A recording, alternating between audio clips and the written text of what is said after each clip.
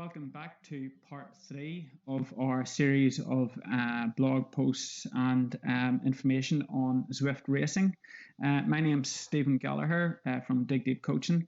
I'm joined here again today with Matt Gardiner from Indoor Specialist to talk through all things Zwift racing. And this particular one, we're going to be talking about the physiological demands of particular courses. So again, my name's Stephen Gallagher from Dig Deep Coaching. We're a global coaching company, and we're very much fans of Zwift and all things Zwift racing. And Matt, I'll let you introduce yourself. Yeah, so I'm Matt Gardiner with Team Indoor Specialist on Zwift. We're a team sponsored by Ceres and Coder Nutrition, and we take our Zwift racing pretty seriously. Cool. So, yep. If you haven't seen the last two blog posts, check them out on the Indoor Specialist website. Again, it's all leading up to this here, in the sense that we're going through different stages of getting into Zwift racing, the demands of certain courses, and in this here, we're looking at the actual specific physiological demands of certain courses that we have picked out. So today we're going to look at races and courses that are on VO2 climbs, threshold efforts, and anaerobic capacity efforts. So again, three very important components of racing, both indoors and outdoors, and we're going to look specifically at them with actual files and data from these races. A couple of glossary terms just so everybody's clear is we're going to be talking a lot about intensity factor. So intensity factor is very important when we look at demand of racing. So simply, it's basically how hard this particular effort was compared to your threshold. So it's on the percentage of 1. So if it says 1.05, that's basically 105% of your threshold. If it's 0.8, that's 80% of your threshold. So again, it's a very important glossary that we're going to use, and also variability index is another very important glossary that we're going to use as well. Variability index is basically dividing your normalized power by your average power. The closer them two numbers are together means the more consistent and even effort that particular effort was, or that particular intensity was. So the bigger discrepancy in your variability index means that the effort was very much more on off. So again, this will become apparent whenever we look into the data. So we'll move on to the first maybe the first file that we're going to look at. Yeah. So but in our last post, we went through a bunch of different courses, and we showed that each course in the game can be used to mimic different workouts that you're trying to accomplish. So whether you're looking for a VO2 max effort or a threshold effort, there's courses that you can find to suit those needs. So what this first file that we're going to look at is, Stephen, it's your race on the volcano, or the whole Lotta Lava course, which has 2 ascents of the volcano climb, which for the A category is anywhere from 6 minutes to 6 minutes and 45 seconds. And then it can be up to like a 12-minute effort for the D category. For the A category, it's like a VO2 max effort. And then for the D category, it's more like a threshold effort. There's a very brief recovery on the descent, and then a quick flat lap on the volcano circuit, and then you hit the climb a second time. And the race is usually like 1 to 2 laps. And this particular circuit, I raced this recently, and this file is actually from a recent race, and it was very much going into it, realizing that it's just 2 6-minute full out efforts. And what this file actually is it's quite common to see amongst racing within Zwift, and also particularly on this circuit, is that there wasn't a whole lot of rest in between. So we see that the 2 main characteristics of the circuit is obviously the 2 climbs. So the first time up the climb, I'm riding at 378 watts, which is 1.15 intensity factor for me. So it's again very much the top end of my VO2 capabilities. And again, you can see my heart rate hitting up towards 176 by the top of that. Second time up the climb, I'm back up to, again, 384 watts, 1.17 intensity factor. So again, I do remember this well, that I was hanging on a lot by the top of the climb the second time. Again, I certainly couldn't have went much more than 1 or 2 minutes more, certainly.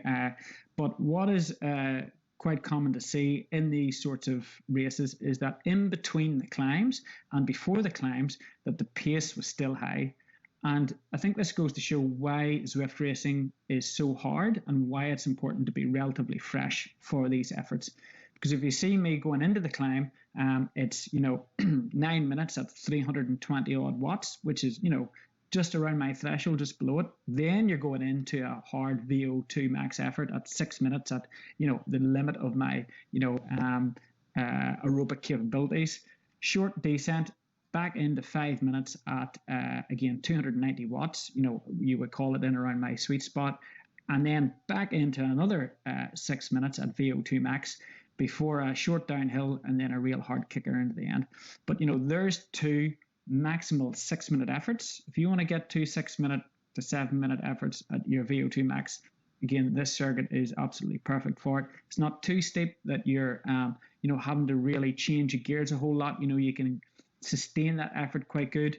Again, you can kind of obviously depend on how the racing goes, but you can see with my variability index in both of these climbs, they're at 0.99. So it was quite a sustained effort. It wasn't very variable, that it was going up and down, which is basically what you want to see in a VO2 max type effort if you're going to do it in training, because they're hard enough on their own without having to basically try and alternate the intensity slightly. So but this is a perfect circuit for anybody that's looking to do real hard maximal aerobic efforts, and I think that's quite common across most categories as well.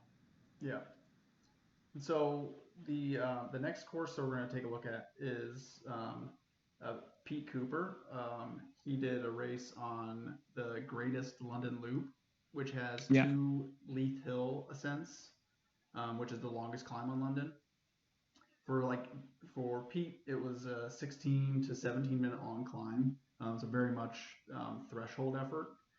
For the A category, it can be more VO2 max for sections of it, particularly like the last 4 minutes of the climb tend to be pretty up towards your VO2 max effort. But I think it's like a 10-minute effort for the A category, and then it could be up to a 20-minute effort for the D category. So it does the entire perimeter of London. It's the largest loop in London, and Pete did an hour and a half race, 2 efforts up this climb on. And I think this type of circuit and a race of 52 kilometers, 53 kilometers, is always going to be quite a hard aerobic pull on it. The fact that there's 2 Leith Hills in it makes it even harder. Again, breaking down his data a wee bit. Again, the standout efforts is obviously the 2 ascents of Leith Hill for him. The first effort, 16 minutes, going in around again, 0.97 of his intensity factor. Variability 1.01. Again, that goes to show how consistent the effort was. It was relatively flat line. There wasn't much variability in his effort. Second time up again, 17 minutes in around 270 watts, 0.90 of intensity factor. Identical variability index, 1.01. Again, watts were slightly down, but his variability index was exactly the same, meaning that he was able to, hold the consistent power. Exactly what we want whenever we're doing, threshold efforts in training. A lot of people, whenever we're trying to do a threshold effort, we always, if we're doing it outside, we'll want to try and get it on a flat road or on a road with little interruptions or on a gradual climb at a consistent gradient, because we want to hold that power or that effort in a consistent fashion. And basically, this is obviously what he done during this race. But whenever we look at this race as a whole, it was aerobically very difficult. He had 18% of his whole ride was in zone 4. He had 31% of his ride was in zone 3. So it was a total of 30 minutes in around his sweet spot. Then he had another 17 minutes in his threshold, in the top end of his threshold. So it was a really, hard ride, and you can see this from the effort in between the two climbs, where it was basically a solid tempo effort in around 0.76 intensity factor. Again, going back to the last VO2 max effort, the time in between these spikes of power, be that at threshold or VO2, generally you don't get a lot of rest. It's still, you're on the pedals. Again, that's very common in Zwift racing. What everybody says, it doesn't ease off. And again, you can see this even when you have up to 14 to 15 kilometers between two big climbs. It's still on the pedals quite a lot. And again, really solid threshold effort, 2 times up Leith Hill. Perfect for anybody wanting to, use this course to really build their threshold capabilities. And that goes from the A grade right down to D. Even an A grade, 10 minutes, that's a real top end of your threshold. For obviously C and D grade, you're able to get the longer sustained efforts in it as well, or maybe mix it up into a wee bit of sweet spot work as well. So, but again, Leith Hill, great circuit, London, perfect for getting in a longer ride in as well. So yeah, this is a perfect course. And a lot of times we've been seeing that people have been racing the after party Leith Hill, which does 3 flat laps and then hits this climb, which is a good way to really nail a solid threshold VO2 effort, because it's just one and you're done at the top. So yeah, no other climb to worry about. It's also fantastic for those people that want to build a wee bit of their fatigue resistance. So whenever you're doing them sort of harder, aerobic efforts after accumulating quite a bit of fatigue, is really, really good for, the real world racing, that maybe you're going into longer type efforts, or, races that are, longer in duration, and you're trying to, get over a 3 or 4 hour race. Doing something with an after party, as in, the climb comes at the end, is a real good way to sort of mimic them sort of intensities, in the virtual world. Yeah, definitely agree. Okay, so the third file that we're going to look at is indoor specialist Dan Fleeman, and Dig Deep coaching coach and co-founder. He did a race on the New York City Highline course, which is one of the most brutal courses. It is pretty much always up and down. The race that he did 3 laps or 3 trips up the KOM, which has gradients up to like 18%. It's kind of like a 2-minute climb, but there's a lead-in of like 1 or 2 minutes that typically sits around threshold. But it's a solid VO2 max effort of 2 minutes to 3 minutes for the A category at least. It could be up to 5 or 6 minutes for the C or D categories. And yeah, it was a very intense race that Dan did. If you want to break it down for us.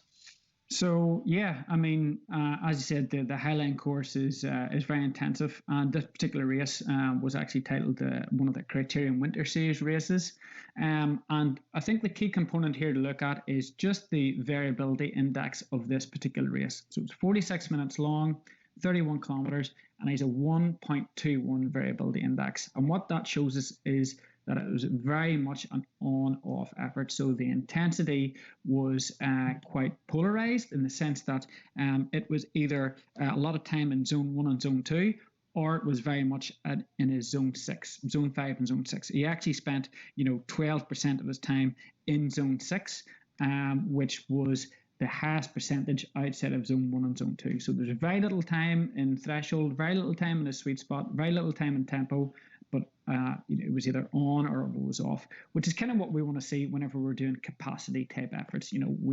They're that difficult that we want to be able to get the maximum out of them 1 to 2 minute really hard intensive efforts.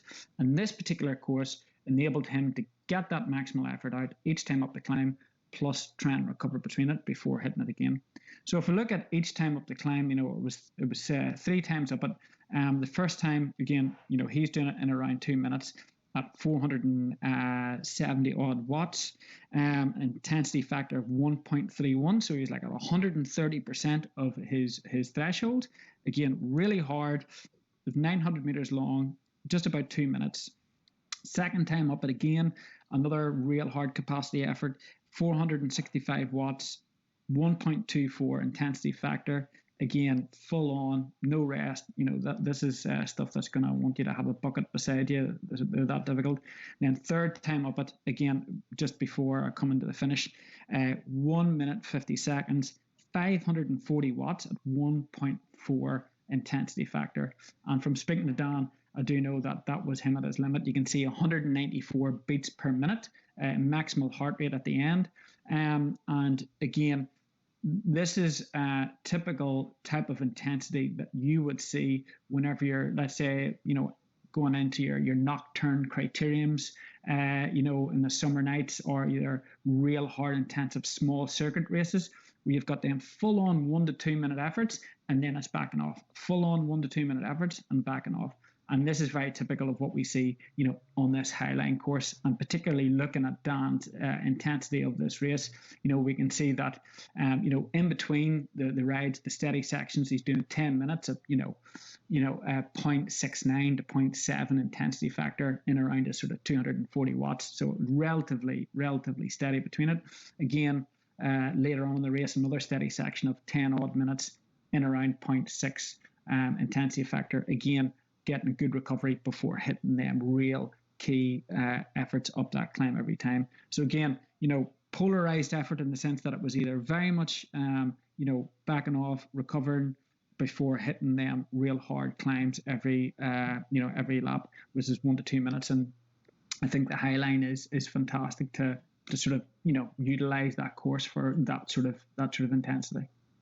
Yeah, it's perfect. This also shows why it's so important to know the courses for Zwift racing, because like Dan, knowing that he can do the 130% for 2 minutes for those first two, and then still having to kick up to 142% for that last climb, knowing that to beat his competitors, he's going to have to go even deeper on the final one, and knowing the amount of time recovery you're going to have. Doing some recon and some homework before you jump into a course is hugely important.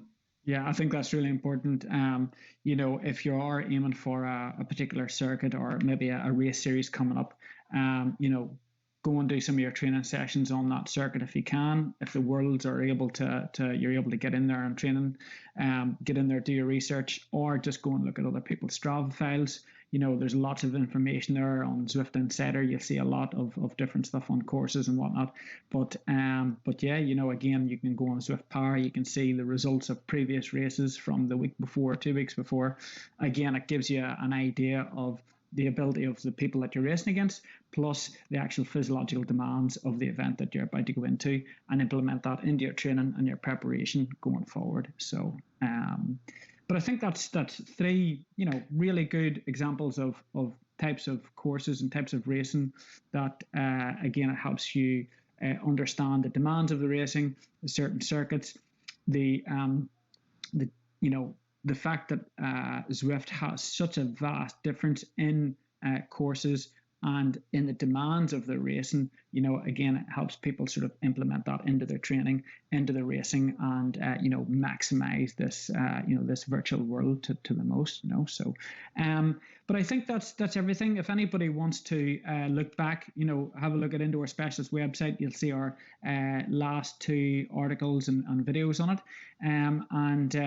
We are hopefully going to bring out more content, and we'll look forward to seeing you later on. If anybody wants to follow Dig Deep Coaching, please check us out on our Facebook, our Instagram, and our Twitter. Again, we're here to help, and would love to make sure that we keep seeing our athletes progressing. And Matt. Yeah, so thanks guys for watching. If you have any questions or comments, feel free to shoot us a note. We happily cover more courses and give some more insight. If you want to follow Indoor Specialist, we're on Instagram and Facebook, and we just launched a Twitter account. I'm not a big Twitter person, but we started it. But yeah, stay tuned. Okay. Thanks very much, and see you later. Bye-bye. Thanks.